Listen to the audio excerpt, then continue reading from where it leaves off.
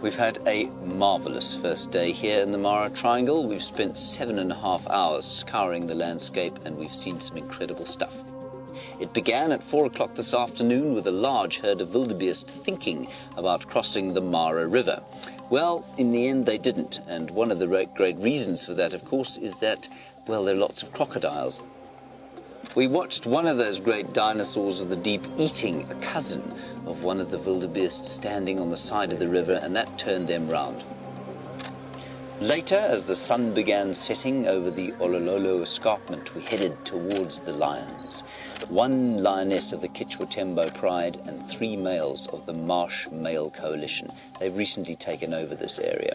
The rest of the pride was absent. We sat and we watched them for some time, hoping that they'd go off hunting, but they just roared, and especially the female. I think she's looking for the rest of the pride. The males have just established themselves here, and so they're advertising their presence. Then they lay down and went to sleep for a long time. Just before we went live, a lioness of the Kichwatembo Pride took down a young wildebeest. Hopefully, we'll see some action tonight. Lions were fast asleep and we were convinced they were doing nothing else. We headed off into the night. We saw a herd of buffalo, we saw a number of hippopotamus, and we saw some zebra walking through the night. The highlight for me of that little sojourn, of course, was the great clan of hyenas that we saw.